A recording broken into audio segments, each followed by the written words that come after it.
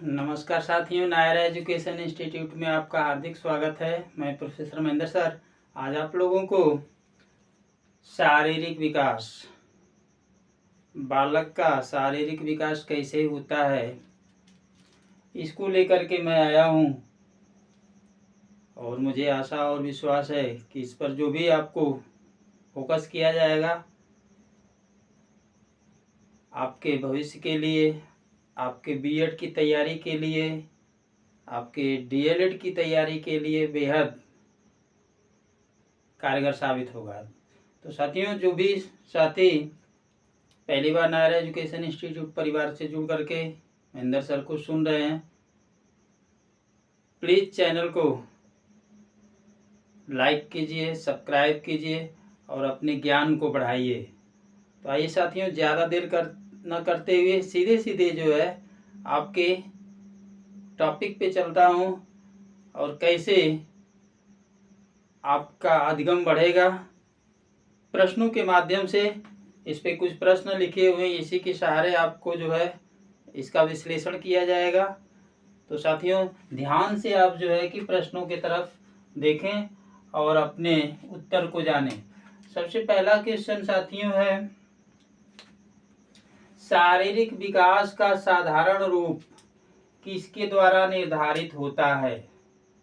शारीरिक विकास का साधारण रूप किसके द्वारा निर्धारित होता है?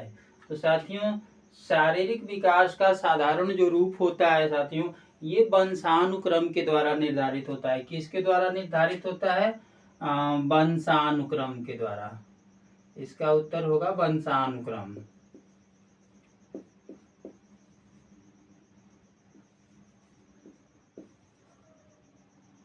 इस चीज का ध्यान रखिएगा, ये वो होगा। दूसरा क्वेश्चन साथियों, शारीरिक और मानसिक विकास किस दिशा पर चलते हैं? शारीरिक और मानसिक विकास किस दिशा पर चलते हैं? Very very most important question, all competition. तो साथियों, शारीरिक विकास और मानसिक विकास हमेशा एक दूसरे के विपरीत, इसका उत्तर होगा एक दूसरे के विपरीत। एक दूसरे के विपरीत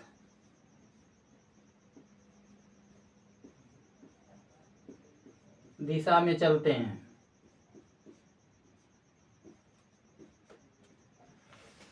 अगला क्वेश्चन साथियों, जैसे साथियों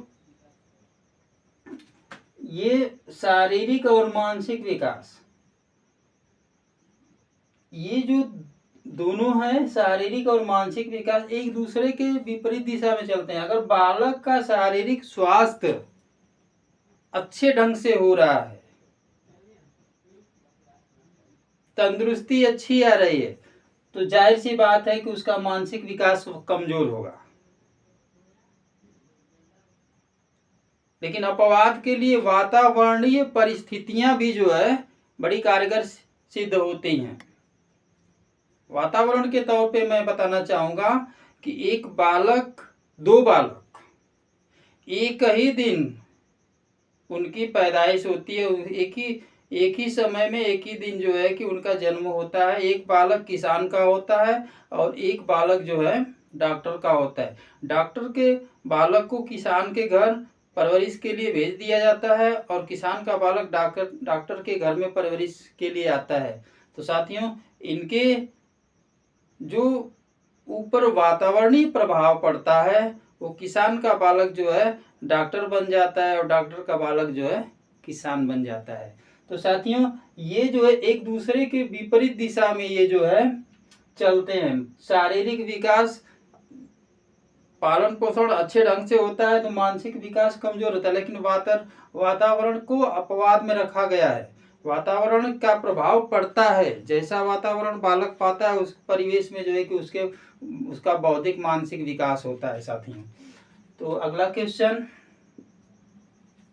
शारीरिक विकास के अध्ययन की कितनी विधियां हैं? तो साथियों शारीरिक विकास के अध्ययन की 2 विधियां हैं। कितनी विधियां हैं? 2 विधियां हैं साथियों। कौन कौन सी विधियां हैं? 2। तो पहली विधि है लॉन्गिट्यूडिनल, ध्यान से देखिएगा, लॉन्गिट्यूडिनल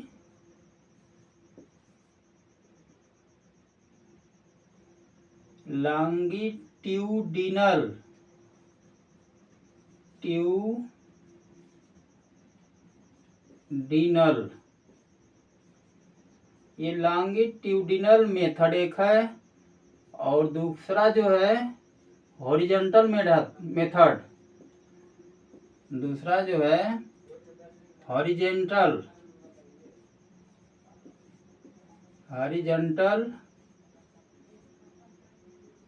मेथड।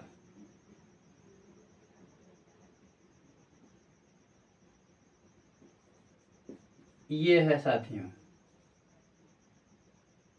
इसको जो है क्रॉस सेक्शन मेथड भी कहा जाता है। तो साथियों ये बालक के शारीरिक विकास के जो अध्ययन हैं, इसकी 2 विधियां बताई गई हैं। एक जो है लॉन्गिट्यूडिनल मेथड है और दूसरा जो है हॉरिजॉन्टल मेथड है। ये होता क्या है? लॉन्गिट्यूडिनल मेथड क्या होता है और ये हॉरिजॉन्टल मेथड क्या होता है? इसमें क्या देखा जाता है? तो साथियों ध्यान दीजिएगा, लॉन्गिट्यूडिनल मेथड में जो है एक ही बालक का अध्ययन किया जाता है। उसका शारीरिक विकास, मानसिक विकास, शैक्षिक विकास कैसे होता है, प्रत्येक वर्ष का अध्ययन एक ही बालक का किया जाता है। तो वह लॉन्गिट्यूडिनल मेथड के अंतर्गत आता है। और जहां पर एक से अधिक बालकों का जो है शारीरिक विकास, मानसिक विकास का अध्ययन किया जाता है, वो हॉरिजॉन्टल मेथड के अंतर्गत आता है। यहाँ पर एक से अधिक बालकों का अध्ययन किया जाता है, और जहाँ पर एक ही बालक का जो है प्रत्येक वर्ष या प्रत्येक महीना, जैसे भी सिस्टम बनाया जाए, यहाँ पर लॉन्गिट्यूडिनल मेथड में बताया गया है कि एक बालक का, जिस बालक का अध्ययन किया जाना है शारीरिक विकास के संदर्भ में, उसका प्रत्येक वर्ष का जो है एक ही बालक के संदर्भ में जो है कि अध्ययन किया जाता है, उसका जो है वो निकाला जाता है कि कितना प्रोग्रेस हो रहा है। तो ये लॉन्गिट्यूडिनल मेथड के अंतर्गत आता है। और हॉरिजॉन्टल मेथड के अंतर्गत एक से अधिक बालकों का, तो जाहिर सी बात है कि व्यक्तिगत विभिन्नताएं हैं, इसलिए जो है कि प्रत्येक बालक का अलग अलग जो है कुछ न कुछ उतार चढ़ाव हो सकता है, क्योंकि उसका उत्तर जो है सटीक समान रूप से मिलने की संभावना कम होती है। किसी की परवरिश अच्छे ढंग से होती है तो उसके आकार में, बुद्धि के विकास में, मानसिक विकास में कुछ न कुछ परिवर्तन होते रहता है। तो जान लीजिए ये शारीरिक विकास के अध्ययन की जो है 2 विधियां, एक लॉन्गिट्यूडिनल मेथड और दूसरा हॉरिजॉन्टल मेथड। अगला क्वेश्चन साथियों, जन्म के समय एक सामान्य शिशु का वजन कितना होता है भाई? जन्म के समय एक सामान्य शिशु का वजन कितना होता है? कितना ग्राम में होता है, किलोग्राम में होता है, पाउंड में होता है? तो साथियों इसका जो है जन्म के समय एक सामान्य शिशु का जो वजन होता है, इसको जान लीजिए, इसका वजन साथियों होता है 5 से 8 पाउंड। ये कितना होता है? 5 से 8 पाउंड। 5 से 8 पाउंड।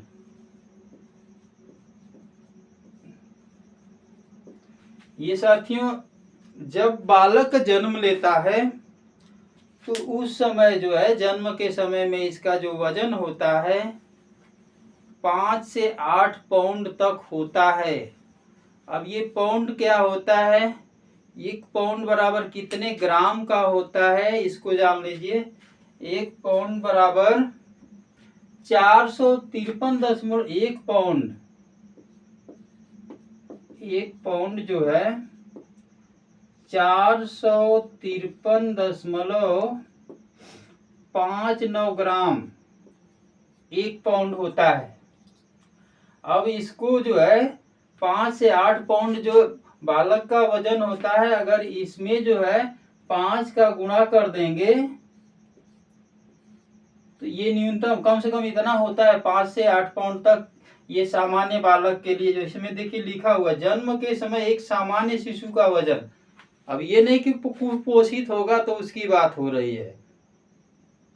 7 ही महीने पे पैदा हो जाए, बालक के पैदा होने का जो निश्चित समय रखा गया है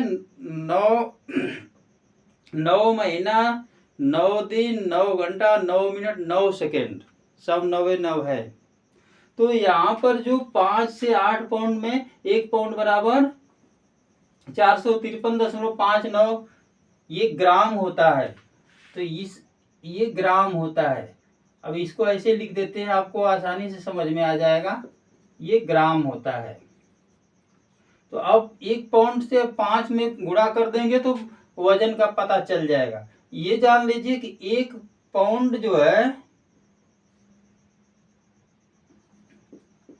कभी कभी आपके परीक्षा में पूछा जाता है, ये 1 पाउंड जो होता है 16 औंस के बराबर होता है। 16 औंस। और ये जो एक औंस जो होता है, 1 औंस जो होता है, ये पैमाना है साथियों। 1 औंस बराबर जो होता है 28.34 ग्राम का होता है।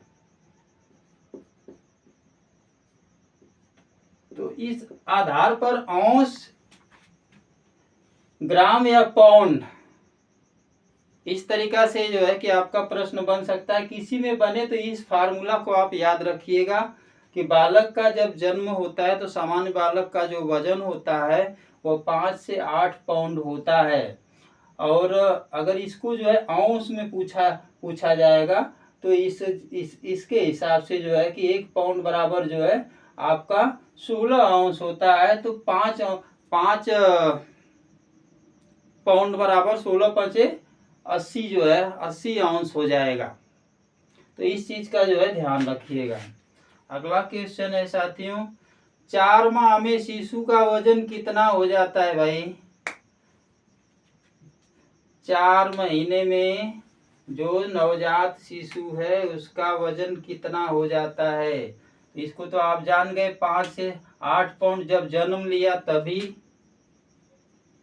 ये 5 से 8 पाउंड। अब जो है 4 माह में शिशु का वजन कितना हो जाता है भाई? तो 4 माह में शिशु का वजन जो है लगभग 2 गुना हो जाता है। ये लगभग, करंट नहीं, लगभग 2 गुना। अगर पाउंड में आपको आंसर चाहिए तो ये 14 पाउंड,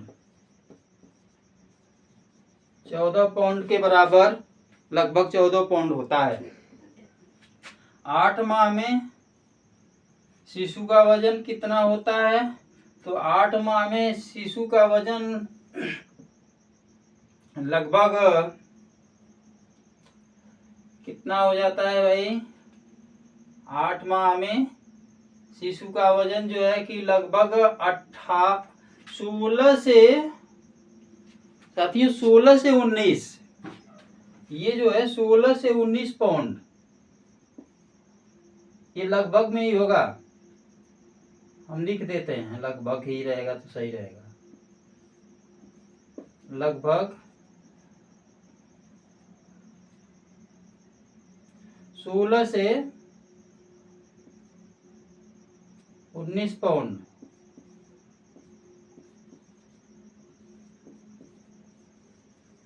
इस चीज का ध्यान रखिएगा।